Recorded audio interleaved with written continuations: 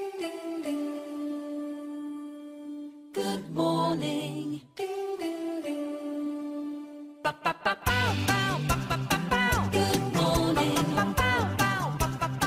Good morning. Beautiful day. It's a beautiful day. Jean-Michel Anctil, bienvenue. Merci. Comment ça va ce matin?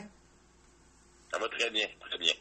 T'as une carrière en or, 4 spectacles magnifiques, des projets télé, des numéros de gala, j'en passe. J'ai aucune question là-dessus, mais juste félicitations. Merci, c'est gentil. Quand tu regardes toutes ces années-là, de quoi t'es le plus fier? Je te dirais d'être encore là.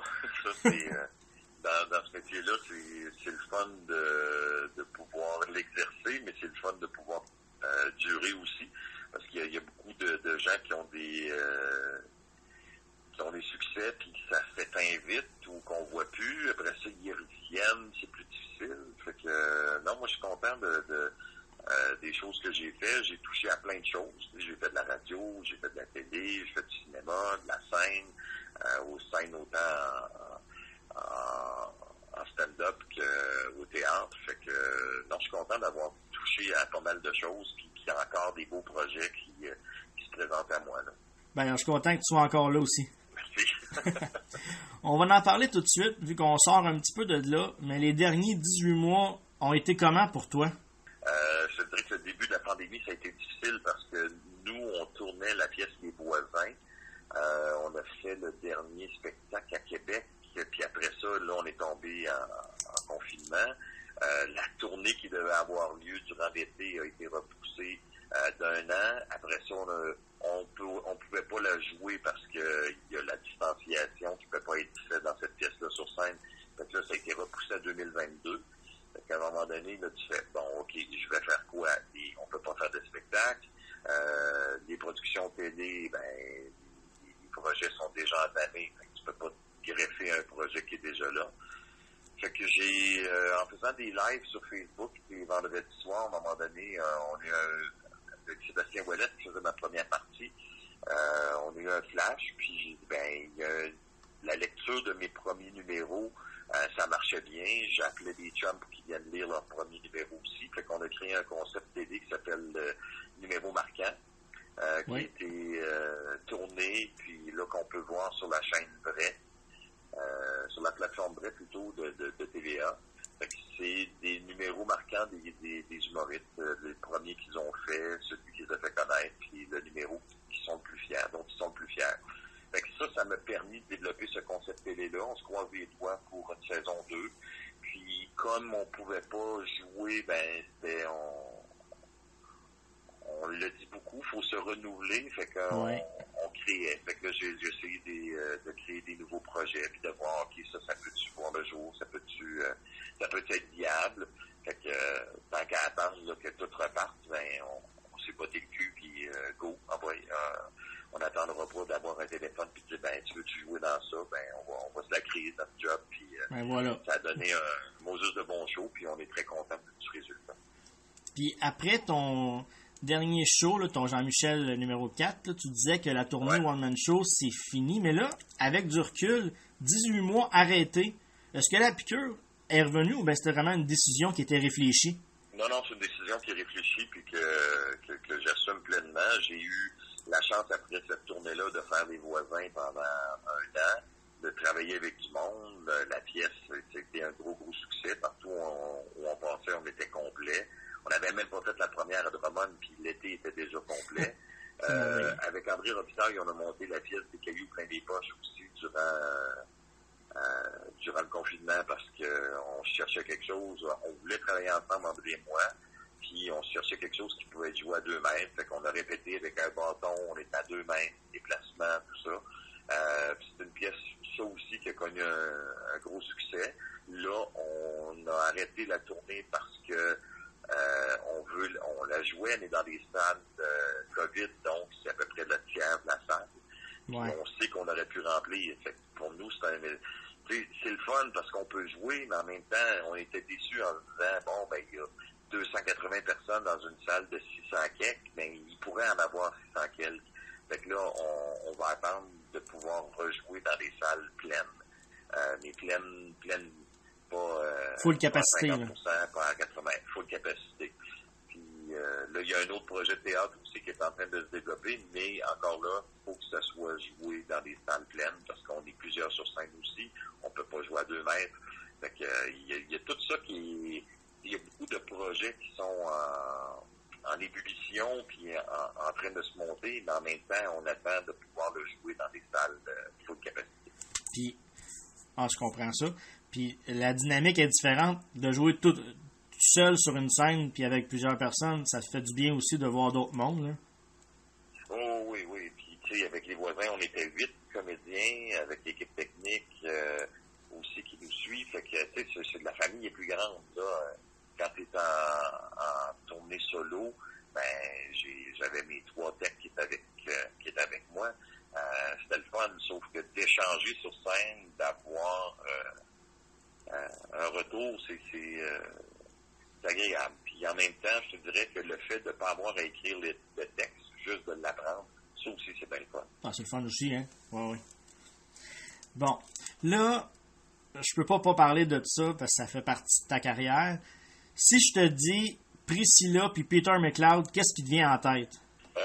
C'était un numéro qui a été bien le fun à faire, mais en même temps tellement stressant parce que ce numéro-là a été nommé le meilleur numéro des 25 ans juste pour rire. Ouais. Il avait fait un sondage auprès du public, puis c'est ça, on avait gagné ce prix-là. Sauf que pour moi, juste pour rire, à chaque fois que je montais sur scène au Saint-Denis, j'étais tellement nerveux, puis ça me stressait tellement que ce numéro-là, je suis sorti de scène et je n'ai aucun souvenir du numéro. Ah, ok, moi je comprends. Tout ce que je me souviens, c'est que j'étais stressé, puis que je me voyais les mains trembler, puis qu'à un moment donné, je suis même allé me les cacher dans le dos tellement je shakeais, parce que je me voyais trembler, puis j'aimais pas ça.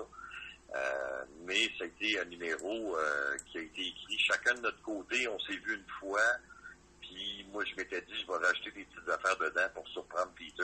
Puis lui aussi, il avait rajouté des affaires, mais ça a juste fait... Puis tu sais, c'était à mes débuts, là, ça faisait pas tellement longtemps que je faisais de la scène, puis que je participais au gala. Fait que t'as le stress de vouloir bien performer dans les galas.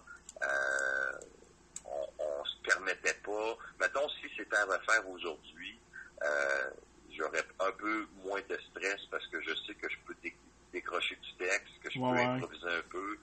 Peter va suivre, puis je stresserais pas avec le temps. Moi, avant, c'était ça. Il me disait, faut que tu fasses 6 minutes. Puis c'était comme si je faisais 6 minutes 15 secondes. Là, j'étais comme mal. Non, et là, si c'était à refaire, ça serait bien plus garde. On a écrit 6 minutes, mais si ça dure 8, on coupera après. Mais au moins, gâche pas ton plaisir, aie du fun, puis si le public rit, c'est le public qui est gagnant. Puis tu sais, juste pour rire, on dirait qu'il y a une pression de plus parce que ça va être vu aussi à la télé, on veut pas décevoir, tandis que ton show, il est rodé, tu sais, c'est différent un peu. Oui, puis à l'époque, juste pour rire, là, tu sais, là, ça a peut-être un petit peu moins d'impact qu'avant parce que tu faisais un gala, tu passais à la télé. Aujourd'hui, tu peux faire des capsules, tu vas sur le web, l'humour est plus accessible, tes numéros, si les gens veulent les voir, c'est beaucoup plus accessible. Avant, tu faisais un numéro à Juste pour rire, ça passait à la télé, et après ça, ben les gens commençaient à te connaître un peu plus. C'est ça. Quand tu sortais ton show, ben les gens savaient qui tu étais, puis OK, j'ai vu ce numéro-là Juste pour rire, c'est bon, fait que OK, on va aller voir le show. Aujourd'hui, Juste pour rire, tu peux le faire et ne pas le faire, mais avoir quand même de la visibilité par le web puis par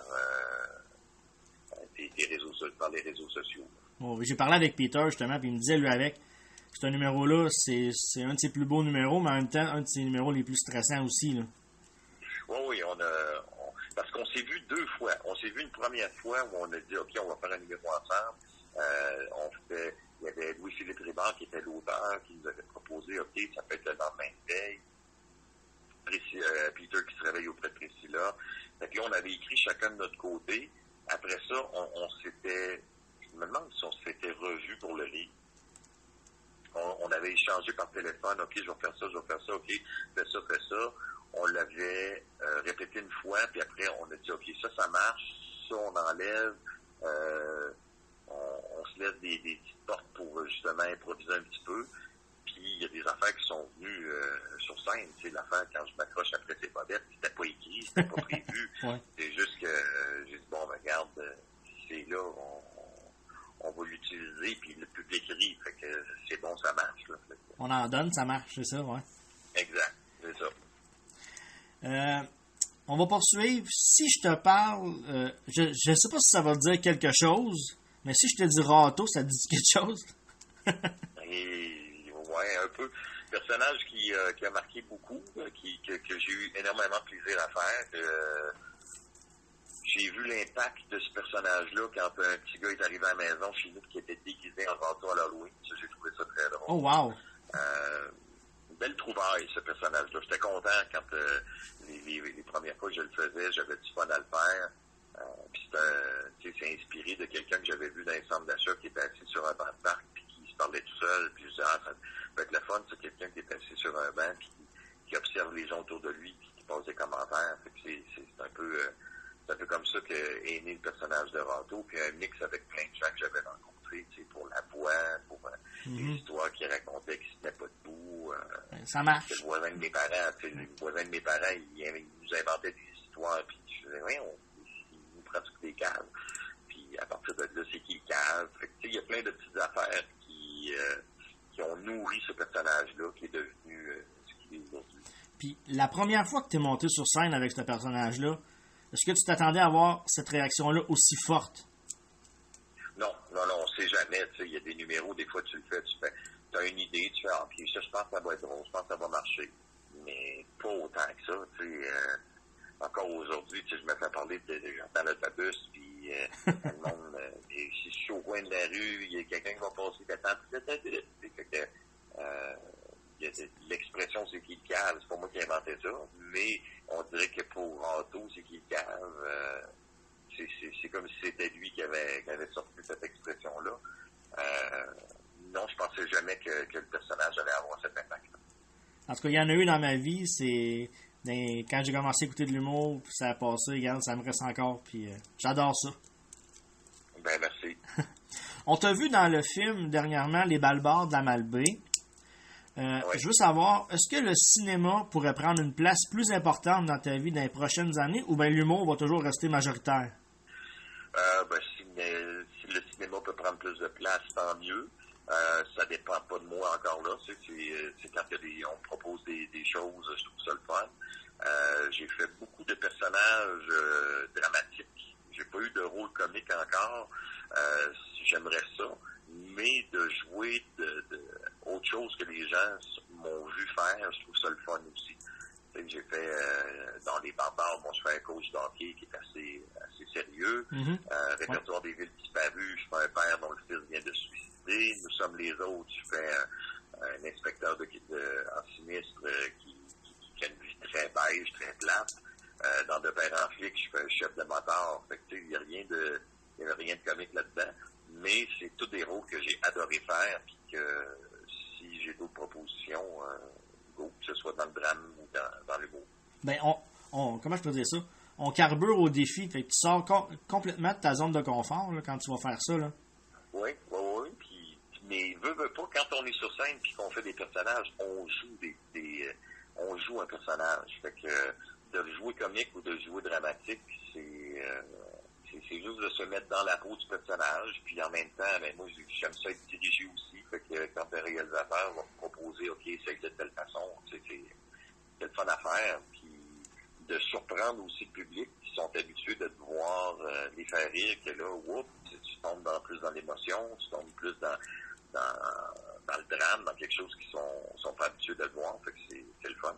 Ben oui. Tantôt, on parlait là, de mes numéros marquants, la série qu'on peut voir à l'instant. Si tu peux me dire un peu, ceux qui ne l'ont pas vu ou qui voudraient avoir un petit scoop, c'est qui tu vas recevoir dans cette émission-là? On a tourné 10 épisodes. C'est les humoristes qui viennent faire la lecture et nous parler de la création de 3 numéros marquants de leur carrière. Le premier qu'ils ont fait, celui qu'ils ont fait connaître, puis celui dont ils sont le plus fiers. Dans les invités, on a eu Claude Meunier, François Delfeuille, Laurent Paquin Paquin, Cathy Gauthier, Michel Barrette, Martin Petit, P.A. Méthode, Dominique Paquette, Mariana Mazza et Rachid Bedouri. Wow! Belle brochette. Oui, très belle brochette. Puis il y a eu des beaux moments. Tu sais, que François Bellefeuille qui revoit son numéro du Faucon et qui redécouvre des choses qui fait « Hey, j'avais oublié que je faisais ça, je vais le garder, ça marche, ça. » Fait que de voir aussi les débuts, de voir ça a commencé comment, François Bellefeuille, Michel Barrette à ses débuts, et c'était quoi son numéro, c'est quoi le numéro dont tu es plus fier, puis pourquoi ils sont fiers de ce numéro-là. Des fois, tu fais « Ah, ben moi, j'aurais pensé que ça aurait été tel numéro. » Ben non, ils sont fiers de ce numéro-là parce que ça a amené un changement dans leur carrière ou ça a touché tel public. Fait que c'est le fun de voir ça. On voit des courts extraits aussi en même temps pendant qu'ils font la lecture. Fait que tu te replonges dans le passé des humoristes et voir à leur début. C'est vraiment le fun. Puis moi, je suis un bon public, fait que je les écoute, je redécouvre avec eux autres certaines affaires, je ris beaucoup. On a été émus. Il y a eu des moments très touchants aussi dans les entrevues, même si on parle d'humour et tout ça. Il y a eu des beaux moments. Fait que non, je suis très content du concept. Série à voir. Oui, c'est à voir certain.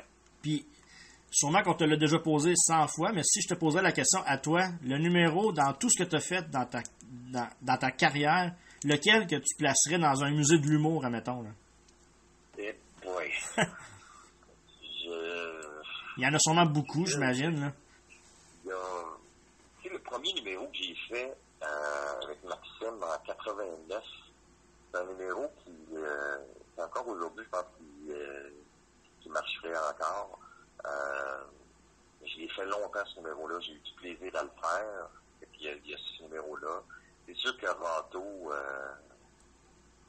il y a eu un impact assez grand dans ma carrière. Les parlementaires avec Priscilla, c'est un vrai petit numéro qui m'a permis d'avoir ma place auprès des autres humoristes. Fait que j'aurais de la misère à choisir. Je pense que j'en proposerais 3-4, puis je laisserai les autres décider parce que je ne serais pas bon juge. C'est un peu comme décider. Non, mais je comprends ça. T'as des enfants, laquelle tu préfères. Non, je comprends ça. Si, mettons, on irait voir le petit Jean-Michel Anctil qui a 12 ans, mettons, puis qui regarderait son père aujourd'hui, qu'est-ce qu'il dirait? Il dirait bravo, t'as cru en toi, t'as cru en tes rêves, puis t'as réussi à te rendre là. Parce que c'était ça, moi quand j'étais petit cul, je regardais la télé, j'écoutais des émissions jeunesse, puis tout ce qui me faisait rire, je me disais, hey, moi c'est ça que je veux faire, je veux faire rire le monde, je veux avoir des costumes. Moi, ma fête préférée, c'est l'Halloween. C'est pas Noël, c'est pas jour de l'an, c'est l'Halloween parce qu'il y a des costumes, tu te déguises, fait que j'ai pu faire ça pendant une bonne partie de ma carrière. Fait que non, je pense que le fait d'avoir cru en moi, puis de ne pas avoir laissé les autres qui te mettent des embûches aussi, des fais pas ça, ça marchera pas. De foncer. Tu vivras pas de ça, il y en a même trop. Ben non, moi, regarde, c'est ce que je dis aussi à ceux qui disent, ah, j'aimerais ça faire ce métier-là, ben vas-y, mais j'avais quand même des portes de sortie. Si ça marchait pas, ben j'avais d'autres choses. C'était pas comme, ok, j'ai essayé ça, j'ai pas mis toutes mes œufs dans le même panier. J'essayais, si ça fonctionnait pas, ben j'avais étudié comme programmeur analyste en informatique, j'avais étudié au collège annonceur radio-télévision, fait que j'avais d'autres portes de sortie là, si jamais en humour ça fonctionnait pas. Moi, j'anime de Trois-Rivières. Il y en a souvent qui disent que la salle Thompson, c'est une très belle salle. Elle a sûrement grandi avec toi aussi. C'est quoi ta relation avec Trois-Rivières? Trois-Rivières, j'adore cette salle-là, Thompson, parce que c'est une salle qui a beaucoup de cachets, qui a beaucoup de retours sur scène. Ça, c'est bien important à savoir. Tu sais, quand les gens rient, puis que des fois, c'est tellement insonorisé, tu as l'impression que la salle est vide, là, que tu les entends pas. Mais à Thompson, tu entends le monde, tu es proche des gens. Puis, c'est un peu, tu as des gens de Montréal qui vont aller à Trois-Rivières voir des shows, des gens de Québec, tout le centre aussi. Fait que j'ai passé un été là en show. J'ai adoré la région. J'ai joué au golf, les restos sont bons, le monde sont sympathiques. Fait que j'ai fait la captation de mon show tel quel là savais que j'allais avoir un public en feu pour... tu veux immortaliser ton show, fait que tu veux que ça soit bon, mais tu vas avoir un public qui va réagir beaucoup. Fait que dans les régions où je suis allé au Québec, la Mauricie, c'est un très bon public. Une belle place. Moi, je te suis depuis au moins, là, je te dirais, là, 20 ans. Puis chaque présence, ça me fait du bien. J'espère que ça l'est aussi pour beaucoup de monde. Ben, merci, c'est le fun à entendre parce que moi j'ai du fun à faire ce métier-là. Je l'ai jamais fait pour la popularité ou quoi que ce soit. Je l'ai fait parce que j'aimais ça. Je voulais faire rire le monde, puis j'avais du plaisir à monter sur scène. Il y a une période où ça a été moins le cas, puis c'est pour ça que j'ai arrêté pendant 7 ans. Mais quand j'ai recommencé, il fallait que j'aie du plaisir sur scène parce que tu vas là pour faire rire les gens. Fait que si toi t'as pas de fun, ben c'est difficile dans ce temps-là. Fait que tant mieux si les gens ont aimé ce que j'ai fait et ce que je fais encore, parce que je mets pas l'humour de côté. Je vais continuer à faire des numéros, mais je ne ferai plus de tournée de one-man show solo. J'ai goût de travailler avec d'autres mondes, j'ai goûté à ça, fait que je veux continuer là-dedans, mais je mets pas de croix à la fin prends tout. Là, je vais faire des numéros dans des galas comédiens ou ailleurs, mais je veux garder un contact avec le public. Ben oui, je comprends ça. C'était plus une jasette qu'une entrevue, mais j'avais vraiment besoin de te dire qu'on t'aime. Tu as tellement fait de choses dans ta vie que l'entrevue, elle aurait pu durer 1 semaine. Mais pour vrai, je voulais te dire merci de nous faire rire puis de nous amener dans un monde où le rire, ça fait du bien. Merci, Jean-Michel Anctil. Ben, merci à toi, Patrick, c'est bien gentil. Puis là, on s'en va à la pause, puis peut-être que ça te tente que Priscilla nous envoie à la pause. Ah oui, c'est pas... Ben, c'est ça. Puis on va prendre une petite pause pour se reposer. Puis après ça, on va être de retour. Mais restez là, on vient avec Patrick. Je te remercie. Merci de ta grande générosité, Jean-Michel. Ça fait plaisir, mon cher. Bye-bye. Bye-bye, bonne journée. Merci, toi aussi. I need a steady love. Please, and yeah, tu m'as fait perdre nord. No blue Monday, no lonely Saturday. Come on up, let's see right now. Poisson, faut qu'on se quitte. Rends-moi bien, mais rends-moi triste. J'perds la tête, faut pas me sasser. J'suis les pires.